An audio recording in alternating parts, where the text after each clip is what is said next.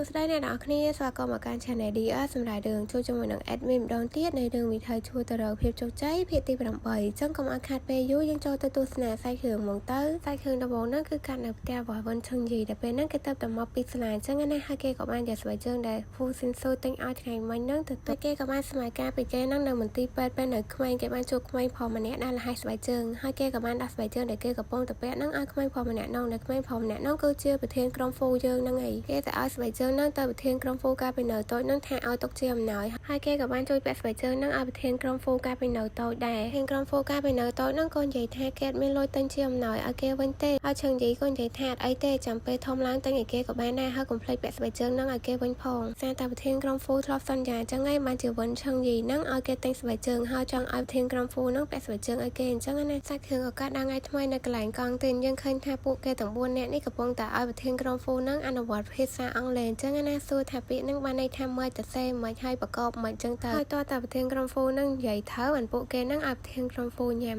គណៈពេលហ្នឹងដែរឡើងផ្អើលកង់ទេហ្មងដោយសារតែពួកគេហ្នឹងនិយាយភាសាអង់គ្លេសហ្នឹងលើខ្លាំងពេកដងឡានអ្នកសេហ្នឹងក៏លេចមើលទៅពួកគេបើតែលោកយុវឈានដែរកាត់ហ្នឹងក៏ឆ្ងល់ដែរថាពួកគេកំពុងតែធ្វើអីហើយគាត់ក៏ដើរហួសទៅបាត់ទៅបន្តមកលោកយុវឈានហ្នឹងដើរតាមផ្លូវគាត់ក៏បានឃើញអ្នកខូលេនក៏បានសេកខានាងឲ្យឈុំអញ្ចឹងណាសួរថាស្ថានភាពក្មេងៗឥឡូវហ្នឹងមិនដែរយើងក៏ថាអីទេពួកគេល្អខ្លាំងណាស់ហើយលោកយុវឈានហ្នឹងក៏ថាឲ្យទូស័យហ្នឹងយកចិត្តទុកដាក់ជាមួយនឹងពួកគេតិចទៅទូស័យយើងក៏ថាលោកយុវមិនបារម្ភទេតែគឺបន្ទាប់ហ្នឹងគឺកាន់នៅពេលដែលពួកគេហ្នឹងកំពុងតែបង្ហាត់នៅលើទីលានពួកគេហាត់បដាហ្នឹងនិយាយជាភាសាអង់គ្លេសបដាហើយហៅគ្នាយូរពេញហ្នឹងអញ្ចឹងណាចំណែកទូផយហ្នឹងទូស័យហ្នឹងពួកគេកំពុងតែអង្គុយញ៉ាំនំបដាហ្នឹងមើលក្មេងៗលេងបាល់បដាហើយក៏បាននិយាយគ្នាលេងអញ្ចឹងទៅហើយភ្លាមហ្នឹងដែរក៏លឺសលេងមួយធ្លាក់មកតាមពិតវិនឈឹងយីហ្នឹងគេបានជិះស្គីធ្លាក់មកកន្លែងហ្នឹងហើយគេក៏បានដើរចុះមកយកស្គីហ្នឹងដើរចេញទៅបាត់ទៅសាច់គឺក៏កាត់ដល់មួយអាទិត្យក្រោយមកដល់ថ្ងៃហ្នឹងដែរពួកគេមានការប្រឡងអញ្ចឹងណាហើយវិនឈឹងយីហើយនឹងប្រធានក្រុមហ្វូហ្នឹងបានប្រឡងថ្នាក់មួយគ្នាហើយក្នុងហ្នឹងដែរក៏មានឈិនអោដែរហើយឈិនអោហ្នឹងប្រឡងសុកគឺអង្គុយលួចមើលចល័យរបស់ម្នាក់ស្រីនេះកាត់ដាក់ក្នុងកណ្ដាលអញ្ចឹងណានិយាយទៅគឺលួចមើលរហូតលួចមើលទាំងអស់ហ្មងបន្ទាប់មកការប្រឡងក៏បានបញ្ចប់ហើយយើងឃើញឈិនអោហើយនឹងចាំងហឺបានម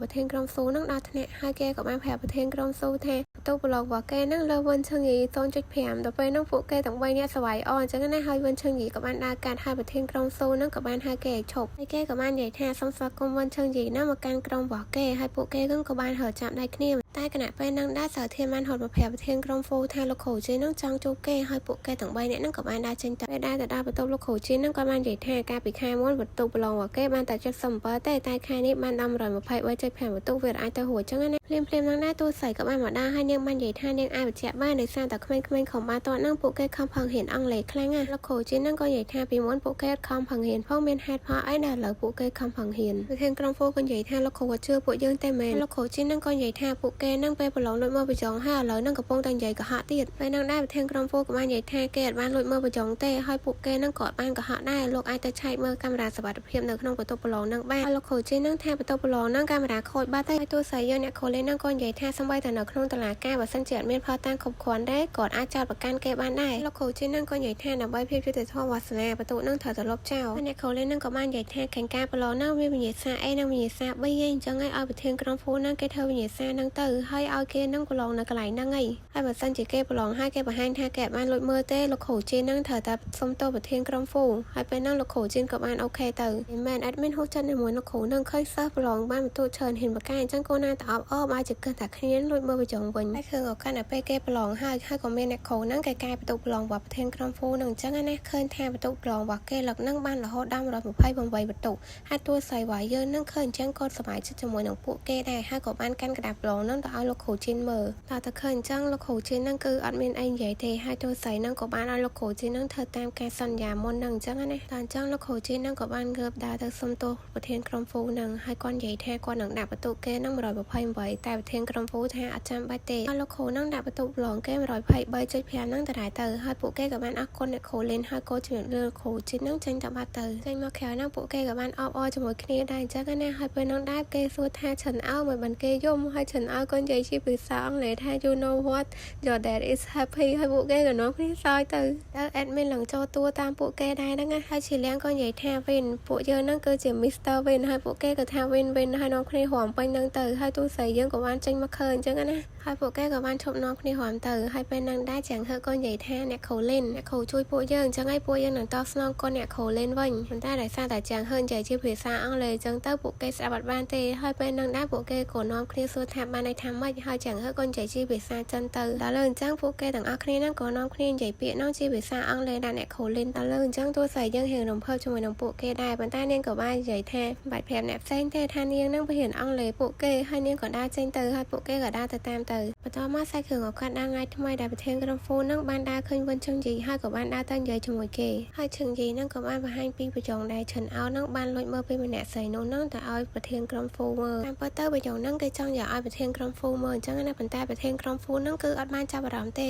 ដោយសារតែពេលប្រឡងហ្នឹងគេជាចិត្តទុកដាក់ជាមួយនឹងกระดาษប្រឡងរបស់គេទេហើយឈឹងជីហ្នឹងក៏បានឃើញអញ្ចឹងឯងបានជាគេរើអាប្រយោគហ្នឹងទុកហើយក៏បាននិយាយជាមួយនឹងប្រធានក្រុមហ្វូហើយគេក៏បាននិយាយថាប្រធានក្រុមហ្វូហ្នឹងគឺឈ្នះហើយគេក៏បានដើរចេញទៅបាត់ទៅអញ្ចឹងបានន័យថាគេយកព្រមចូលរួមក្រុមបាល់ទាត់ហើយបន្តមកសាច់គ្រឿងឱកាសនៅកន្លែងទីលានដែលក្មេងៗហ្នឹងគេមកជុំគ្នា training ទីទៅហើយឈិនអោក៏បាននិយាយថាវិនឈឹងជីហ្នឹងអត់មកទេបើសិនជាគេមកមែនគេនឹងសេឈ្មោះខ្លួនឯងវិជ្ជាហើយចាំងហឺក៏ថាបើសិនជាគេមកមែនអាចនឹងមិនជារឿងល្អទេហើយឈិនអោក៏និយាយថាបើសិនជាវិនឈឹងជីមកហ្នឹងគេនឹងវាយចាំងហឺក៏ថាវាយគ្នាមួយគេអត់ប្រយោជន៍ទេយកឈ្នះគេនៅលើទីលានទៅហើយឈិនអើក៏និយាយទៀតថាបើសិនជាគេមកមែនណាគេនឹងជីកកង់ជាមួយនឹងជាងហឺគាត់តែគេនិយាយចាប់នឹងឈឹងជីក៏បានមកដល់ហើយអ្នកផ្សេងទៀតនឹងក៏នាំគ្នាស្ងាត់ទៅហើយនឹងដែរក្រុមវឹកហ្វាងហ្វាក៏បានមកដល់ហើយគេក៏បាននិយាយថាពួកយើងនឹងកំដៅសាច់ដំតាមនាទីបន្ទាប់មកនឹងវឹងហាត់1 ទល់នឹង 2ដល់មកយើងឃើញថាឈិនអើនឹងឈើមកមុខឈឹងជីរហូតហើយគេក៏បាននិយាយថាបែបហ្នឹងក៏អត់ក៏តើមខ្លាំងណាស់គេធំអត់បានទេហើយជាងហឺក៏បាននិយាយថាចាំមើលតែគេនឹងមានសមត្ថភាពប៉ុណ្ណ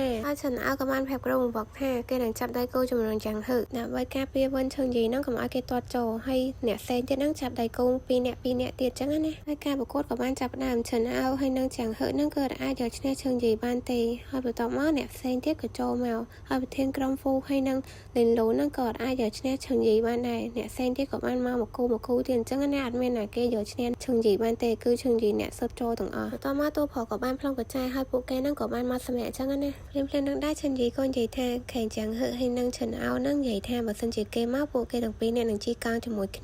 ហើយឈឹងជីក៏និយាយទៀតថាបើសិនជាគេនិយាយហើយអត់ធ្វើតាមអញ្ចឹងបានន័យថាគេកំសាកអញ្ចឹងណាហើយគេក៏ដើរចេញទៅហើយឈិនអើនឹងក៏បានសញ្ញោផ្នែកជាមួយនឹងចាំងហឺហើយចាំងហឺក៏បាននិយាយថាអត់អីទេពួកគេនឹងធ្វើពិធីស្វាគមន៍ឈឹងជីដែលចូលក្រុមហើយពួកគេនឹងក៏បានសើចសម្បីទៅតួប្រុសនឹងក៏បានសើចដែរបន្ទាប់មកក៏ឃើញថាពួកគេទាំងពីរអ្នកនឹងកំពុងតែរៀបជីកង់អញ្ចឹងណាប៉ុន្តែមានអារម្មណ៍ថាពួកគេទាំងពីរអ្នកនឹងគឺអត់ចេះជីកង់ទេហើយផ្អើលសិស្សផ្សេងទៀតនឹងមកមើលពួកគេទាំងពីរអ្នកហ្មងពួកគេក៏បានជីកង់ជុំវិញនឹងពី3ជុំអញ្ចឹងទៅហើយតួប្រុសនិងតួស្រីក៏បាននិយាយគ្នាលេងហើយតួប្រុសក៏ថាអបអរសាទរអ្នកគ្រូលេនទីបំផុតហើយសមាជិកគ្រប់វ័យហើយអ្នកគ្រូលេននឹងក៏បាននិយាយថាអបអរសាទរក្រុមវឹកវាងដូចគ្នាបន្ទាប់មកលោកយោឈានក៏បានដើរកាត់នឹងហើយក៏ឃើញថាពីរអ្នកនឹងកំពុងតែជីកង់វឹកគាត់ហើយគាត់ក៏ស្រីថាមិនបានពីរអ្នកនឹងជីកង់វឹកគាត់អត់មានការសុំការអនុញ្ញាតចឹងហើយគាត់ក៏បានដេញតាមពួកគេក៏បានសុំទោសលោកគ្រូឈានអញ្ចឹងណាហើយក៏បានបរិយោកង់ហើយក៏ហត់ទៅហើយលោកគ្រូឈាននឹងក៏បានយកកង់ជិះដេញតាមពួកគេសាច់គ្រឿងឱកាសនៅផ្ទះរបស់តួស្រីដែលពេលនឹងដែរតួប្រុសបានមកគួតទ្វារនាងហើយក៏សួរនាងថាមានប៉លដែរអត់តួស្រីថាប្រហែលជាមានចាំនាងទៅហៅឲ្យ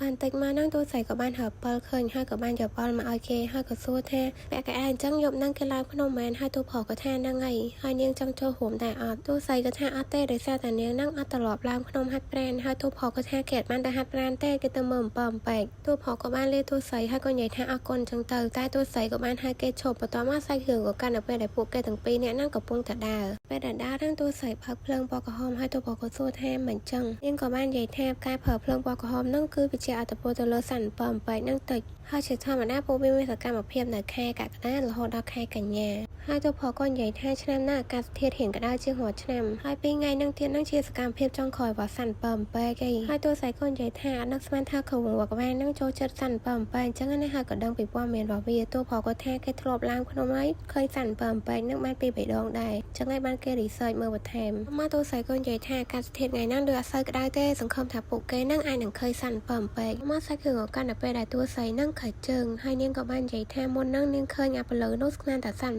7ពេកហើយបានធ្វើឲ្យទូស័យហ្នឹងខើជើងបន្ទាប់មកទូផលក៏បានជួយមើលជើងឲ្យនាងទូផលក៏និយាយថាវាអត់ធំដុំទេទូស័យឥឡូវហ្នឹងមានអារម្មណ៍មិនដែរនាងក៏ថាវាគ្រាន់តែរៀងឈឺតិចៗអញ្ចឹងណាសម្រាប់តិចទៅវាអីទេហើយទូស័យក៏និយាយទៀតថាថ្ងៃហ្នឹងប្រហែលជាពួកយើងអត់មានសំណាងទេបានអត់ឃើញសាន់7ពេកទូផលក៏និយាយថាឲ្យចាំមើលសិនទៅឃើញលោតិចទៀតហ្នឹងវាចេញមកអញ្ចឹងណាហើយនាងក៏សួរគេថាដឹងអត់មិនបាននាងចូលចិត្តសាន់7ពេកហើយនាងក៏បាននិយាយទៀតថាការវិហារនៅអនុវិទ្យាល័យហ្នឹងមានគ្រូវិសាចិនម្នាក់ធ្លាប់និយាយថាសាន់7ពេកតែមួយទេតែពលឺរបស់វាហ្នឹងគឺខ្សោយខ្លាំងណាស់ប៉ុន្តែបើសាន់7ពេកហ្នឹងច្រើនវាអាចប្រមូលផ្ដុំគ្នាធ្វើឲ្យកន្លែងងងឹតហ្នឹងភ្លឺបានអញ្ចឹងណាហើយពលឺរបស់ពួកវាហ្នឹងក៏អាចឲ្យមនុស្សយើងហ្នឹងមើលឃើញផ្លូវបានកាន់តែច្បាស់ដែរគណៈពេលហ្នឹងទូផលក៏បានស្មៃរកទស្សនភាពដែលទូស័យហ្នឹងធ្វើជាមួយគេកន្លងមកដឹងពីជួយកូនសិស្សហើយអញ្ចឹងណាឃើញថាទូស័យហ្នឹងដូចជាមនុស្សល្អទេហើយក៏គិតក្នុងចិត្តទៀតថាទូស័យហ្នឹងអាចជាម្នាក់ម្ចាស់ខាងអសរគួយនឹងអត់ដោយសារតែពួកគេទាំងពីរហ្នឹងមើលទៅដូចជាខុសគ្នាអញ្ចឹងណាហើយទូស័យក៏បាននិយាយដែរថាការពីនាងនៅរៀនហ្នឹងក៏មានទស្សនៈខ្លះៗនិយាយពីសាន់7ពេកនឹងដែរអញ្ចឹងហើយបានធ្វើឲ្យនាងហ្នឹងកាន់តែចូលចិត្តសាន់7ពេកនាងក៏បានសួរទូផលដែរថាមិនគេចូលចិត្តសាន់7ពេកទូផ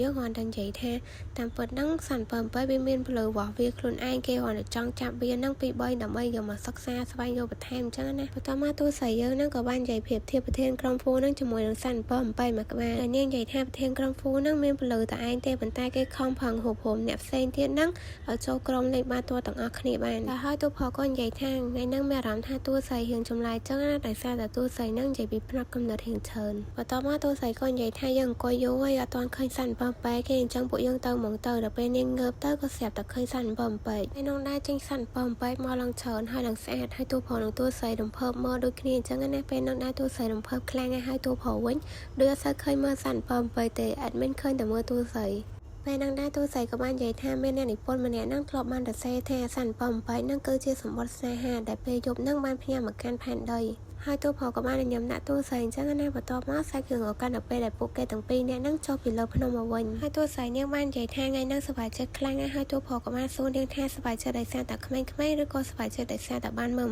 7ពេកហើយទូស័យក៏និយាយថាទាំងពីរទូផលយើងក៏សោចហើយនាងក៏បាននិយាយថាចិត្តដល់ការប្រកួតជាមួយនឹងសាលាលូជីងឯតាទូផលហ្នឹងមានវិធីសាស្ត្រអីធ្វើឲ្យពួកគេហ្នឹងប្រកួតឈ្នះដែរអត់ផលក៏និយាយថាបើសិនបើគេប្រកួតឈ្នះពួកគេនឹងធ្វើប្រកួតបន្តទៀតហើយទូផលក៏បានសួរនាងថាតើអ្នកគ្រូលេងហ្នឹងចង់ខ្លាចទៅជាមនុស្សដែលមានទំនួលខុសត្រូវឬក៏មនុស្សខ្ជិលតែហើយទូស័យនិយាយថានាងអត់ចាំបាច់ខ្វល់ទេដោយសារតែឥឡូវហ្នឹងមានគ្រូបង្វឹកវាងហើយនាងចង់ធ្វើជាមនុស្សខ្ជិលបន្តទៀតក៏បានដែរទូផលក៏និយាយថាសំណួរហ្នឹងគឺសំខាន់ខ្លាំងណាស់ដោយសារតែឥឡូវនាងឈឺជើងអញ្ចឹងឯងស្អែកហ្នឹងគេទុកពេលឲ្យនាងមួយថ្ងៃហើយមានការបង្ហាត់ក្មេងៗទេហើយស្អែកហ្នឹងពេលល្ងាចគេនឹងមកជួបនាងនៅកន្លែងមាត់បឹងហើយឲ្យនាងហ្នឹងផ្ដល់ចម្លើយឲ្យគេសាច់គ្រឿងអកាន់ដល់ពេលដែលទូស័យនោះនៅក្នុងផ្ទះហើយនាងក៏បានកាត់ដាសំណួរទូផលអញ្ចឹងណាហើយក៏បានសម័យទៅដល់ទស្សនភាពជាមួយនឹងក្មេងៗដែរបន្តមកសាច់គ្រឿងអកាត់ដល់ស្អែកពេលល្ងាចពេលហ្នឹងទូផលកំពុងតែហាត់ប្រាណហើយទូស័យក៏បានអង្គុយនៅកន្លែងសួនហាត់ប្រាណហ្នឹងអញ្ចឹងណាទូផលក៏បានសួរនាងថាមានចម្លើយហើយមែនហើយទូស័យក៏បាននិយាយថានាងចង់ខ្លាចជាមនុស្សខ្ជិលដែរប៉ុន្តែក៏ចង់ឲ្យពួកក្មេងៗហ្នឹងឈ្នះដែរហើយទូផលក៏បាននិយាយថាជីវិតយើងម្នាក់ៗហ្នឹងអត់អាចសើមតាមបំណងគ្រប់យ៉ាងទេហើយទូស័យហ្នឹងក៏បាននិយាយថាចាំគេប៉ាវបាយល្ងាចទូផលហើយនាងក៏បាននិយាយទៀតថា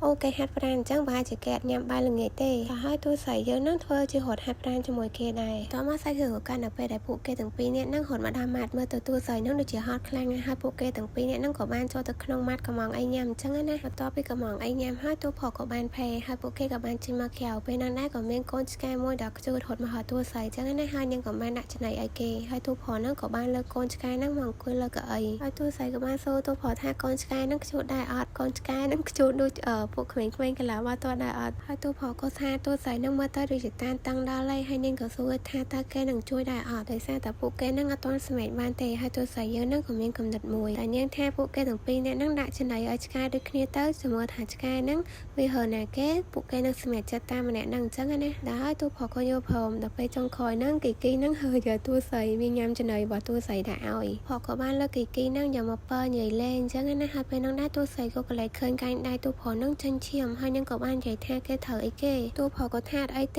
េហើយនាងថាអីមិនចេញឈាមហើយនាងថាគេទៅផ្ទះអានាងចំនាងលាបថ្នាំឲ្យគេអញ្ចឹងណាហើយទូផលក៏គិតក្នុងចិត្តថានាងបារម្ភពីគេបន្តមកសាច់គ្រឿងអកាន់នៅផ្ទះរបស់ទូស័យពេលហ្នឹងដែរនាងកំពុងតែលាបថ្នាំឲ្យគេហើយក៏បានសួរថាគេនឹងឈឺដែរទូផលក៏ថាអីទេហើយទូស័យក៏បាននិយាយពីគីគីមុនហ្នឹងថានាងហ្នឹងអត់ដែរចិញ្ចឹមគេទេតែនាងមាន អារម្មណ៍ថាគីគីនឹងចូលចិត្តនាងអញ្ចឹងណាហើយទូប្រុសក៏ថាគេដឹងមុនថាគីគីនឹងហើយកនាងហើយនាងក៏និយាយថាមិនគេធ្វើដូចអត់ដឹងនៅកន្លែងនោះអញ្ចឹងបន្ទាប់មកទូស្រីយើងក៏ថាគេមានលវឲ្យទូប្រុសដែរនឹងដែរគឺជាទៀនតែទៀននឹងទូស្រីទៅមិនទិញទេហើយថាក្លិនក្អប់ថ្មីអញ្ចឹងណាហើយទូស្រីក៏បានសួរថាទូប្រុសនឹងចូលចិត្តសមុទ្រឬក៏ព្រៃគេក៏ថាសមុទ្របន្ទាប់មកទូស្រីក៏បានចាក់ភ្លេងបែបសមុទ្រនឹងឲ្យទូប្រុសស្ដាប់ហើយក៏ប្រាប់ថាពេលគេនឹងឲ្យគេដុតទៀននឹងជាមួយនឹងបាវជំនាងនឹងទៅវាជួយសម្រួលដល់គេងលុបរបស់គេហើយនាងនឹងក៏បានឲ្យទូប្រុសនឹងសាកល្បងគេងតាមនាងទៅហើយនាងក៏និយាយថាឲ្យទូប្រុសនឹងគិតតែពីរលកសមុទ្រជាមួយនឹងខ្លួនឯងបាននេះហើយក៏បិទភ្នែកសម័យអញ្ចឹងទៅដល់ហើយទូប្រុសនឹងក៏បានគេងលក់មែនតែនអញ្ចឹងទៅយប់នឹងទូប្រុសគេងនៅបន្ទប់ទូស្រីនឹងទៅបន្ទាប់មកសាច់គ្រឿងកាត់ដល់ពេលផឹកដល់ពេលនឹងដែរមិត្តភក្តិរបស់ទូប្រុសយូបូនឹងបានមកហៅគេទាំងផឹកតែយ៉ាងណាក៏តែលើកដែរដល់ពេលគេឡើងមកដល់ជិតបន្ទប់ទូស្រីនឹងក៏បានលើសលេងទូរស័ព្ទចេញពីបន្ទប់ទូស្រីដល់ពេលទូប្រុសបើកទ្វារមកក៏បានឃើញយូបូនឹងនៅមុខបន្ទប់អញ្ចឹងណាហើយយូបូនឹងក៏សួរគេថាមានរឿងអីកើតឡើងមិនគេចេញពីបន្ទប់ទូស្រីអញ្ចឹងហើយក៏ដេញសួរគេរហូតតែទូប្រុសអត់ឆ្លើយទេបន្ទាប់មកសាច់គ្រឿងភៀមបាយរបស់យើងនឹងស្លេះធ្វើតែប៉ុណ្្នឹងចង់ដឹងថាសាច់គ្រឿងបន្ទាប់នឹងទៅជាយ៉ាងណាកុំភ្លេចតាមដានជាមួយនឹង admin ទាំងអស់គ្នានៅភាគក្រោយណាហើយកុំភ្លេចជួយចុច like និង subscribe channel admin ម្នាក់មួយផងអរគុណច្រើនអ្នកនរគ្នាបាយបាយ